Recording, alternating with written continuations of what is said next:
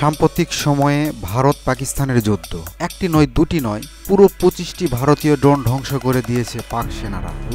লাহোরপিন্দি, করাচি, যেদিকে ড্রোন উড়েছে সেদিকে ধোঁয়া। পাকিস্তান সশস্ত্র বাহিনীর মুখপাত্র লেফটেন্যান্ট জেনারেল আহমেদ শরীফ জানিয়েছেন, 7 ও 8 মে ড্রোন উড়িয়ে পাকিস্তানের আকাশে ঢুকতে চেয়েছিল ভারতীয় সেনাবাহিনীর। তবে পাকিস্তান সেনাবাহিনী সফট কিল এবং হার্ড কিল পদ্ধতিতে 25টি ইসরায়েলি তৈরি ভারতীয় হিরক ড্রোন ভূপতিত করেছে। একটি ড্রোন আংশিকভাবে লাহোরের কাছে একটি সাময়িক স্থাপনায় আঘাত হানে। তাতে 4 জন সেনা সদস্য আহত হন আর সিন্দুর মিয়া এলাকার এক বেসামরিক নাগরিকের মৃত্যু ঘটে। পাকিস্তান বিমান বাহিনী ভারতের 5টি যুদ্ধ বিমান ধ্বংস করেছে, তবে এ বিষয়ে ভারতের পক্ষ থেকে এখনো কোনো আনুষ্ঠানিক বক্তব্য আসেনি। পাকিস্তানের সামরিক বাহিনী বলছে, ভারতের এমন উস্কানিমূলক আচরণ শুধু দক্ষিণ এশিয়াতে নয়, পুরো বিশ্বকে নিরাপত্তা ঝুঁকিতে ফেলেছে। সোশ্যাল মিডিয়া বা নিউজপত্র চোখ বুলাতেই এইসব নিউজপত্র চোখের সামনে পড়ছে। কে বেশি এগিয়ে, ভারত না পাকিস্তান? কার বেশি ক্ষতি হলো?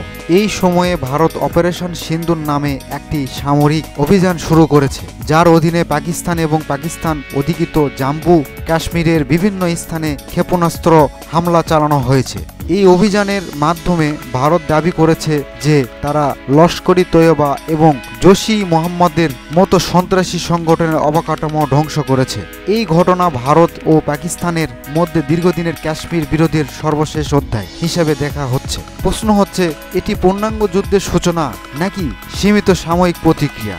ভারত পাকিস্তান সংঘাতের বর্তমান অবস্থা এবং সিন্দুর অপারেশন নামকরণ সম্পর্কে আলোচনা করা হবে। মিস্টার প্রযুক্তি চ্যানেলে আপনি যদি নতুন হন, অনুরোধ করব সাবস্ক্রাইব করে বেল আইকনটিতে ক্লিক করুন। ভারত ও পাকিস্তানের মধ্যকার উত্তেজনা এখনো পর্যন্ত শুধুমাত্র সামরিক সংঘর্ষের পর্যায়ে রয়েছে।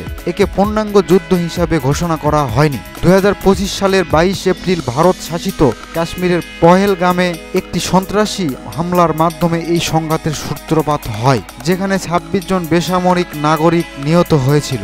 ভারত এই হামলার জন্য পাকিস্তানকে সরাসরি দায়ী করে এবং কূটনীতিক ও সামরিক পদক্ষেপ গ্রহণ করে। তারপর থেকে দুদেশের সীমান্তে ব্যাপক গোলাগুলি আর সংঘর্ষের ঘটনা চলতে থাকে। গত 6 মে ভারতের সশস্ত্র বাহিনী পাকিস্তান শাসিত কাশ্মীরের মুজাফরাবাদ, কোটলি এবং পাকিস্তানের পাঞ্জাবের ভাওয়ালপুর সহ 6টি স্থানে ক্ষেপণাস্ত্র হামলা চালায়। ভারত দাবি করে এই হামলায় 70 জন জঙ্গি নিহত হয়েছে, তবে পাকিস্তানের দাবি হামলায় শিশুসহ 26 জন বেসামরিক নাগরিক নিহত হন এবং 35 জন আহত হয়েছে। ভারত জঙ্গি আস্তানা ধ্বংস করার কথা বললেও এর মাধ্যমে তারা টার্গেট করে মসজিদ, মাদ্রাসার মতো ধর্মীয় স্থাপনাগুলোতেও আঘাত করেছে। 7 মে পাকিস্তান ভারত শাসিত কাশ্মীরে পাল্টা ক্ষেপণাস্ত্র হামলা চালায় এবং দাবি করে যে তারা ভারতীয় 2 থেকে 5টি যুদ্ধ বিমান এবং একটি ব্রিগেড সদর দপ্তর ধ্বংস করেছে। ভারত এই দাবি অস্বীকার করে বলে যে তারা পাকিস্তানের একটি অনুপ্রবেশকারী যুদ্ধ বিমান ভূপতিত করেছে। তবে ভারত পাকিস্তানের এই পাল্টাপাল্টি হামলার ক্ষয়ক্ষতির বিষয়ে কোনো তথ্যই নিশ্চিত করে বলা যায় না, কারণ এই সংক্রান্ত বিষয়ে ব্যাপক গুজব ছড়িয়ে পড়েছে। এমনকি 2 দেশের রাষ্ট্রীয় পর্যায় থেকেও এই গুজবের উৎপত্তি হচ্ছে। বর্তমানে উভয় দেশের মধ্যে তীব্র উত্তেজনা বিরাজ করেছে।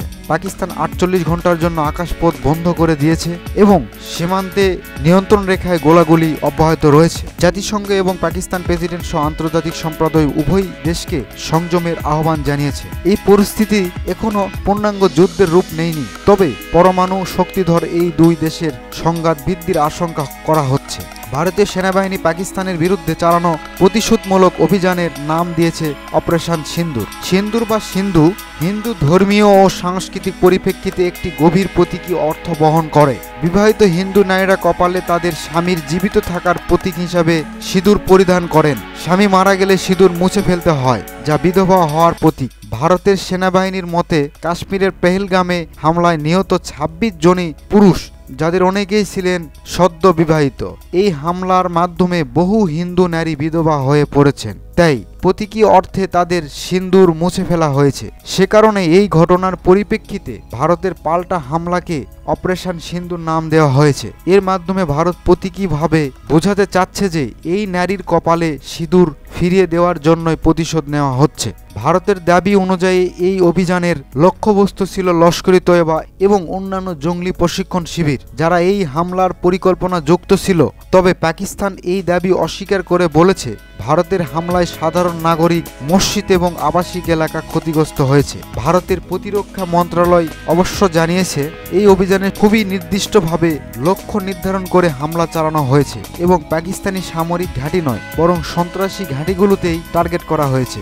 সিন্ধুর নামটি সাধারণ ভারতীয় নাগরিকদের মনে একটি মানসিক প্রতিশোধ ও ন্যায়ের প্রতীক হিসাবে কাজ করেছে। নিহত পর্যটক ও সৈনিকদের স্ত্রী, বাবা, মায়েরা মিডিয়ায় এই নামকরণের প্রশংসা করেছে। তাদের মতে এই নাম শুধু অভিযানের প্রতিশোধ নয়, এটি এক ধরনের সম্মানও যা নিহতদের পরিবারের প্রতি রাষ্ট্রের দায়বদ্ধতা প্রকাশ করেছে। অপারেশন সিন্ধুর নামকরণ ভারত সরকার এবং সামরিক বাহিনীর একটি অভিনব কৌশল, যা শুধুমাত্র গোলাবারুদের খেলা নয় বরং জনমতে প্রভাবিত করার এক চমৎকার মনস্তাত্ত্বিক ঢালও বটে। এর মাধ্যমে তারা বিনা প্রমাণে পাকিস্তানে হামলা চালিয়ে বেসামরিক নাগরিকদের হত্যা করলেও ভারতীয় হিন্দুত্ববাদীদের ব্যাপক প্রশংসায় ভাসছেন নরেন্দ্র মোদীর সরকার। ভারত পাকিস্তান পূর্ণাঙ্গ যুদ্ধ শুরু করলে তা উপমহাদেশের জন্য অত্যন্ত ঝুঁকিপূর্ণ হতে পারে।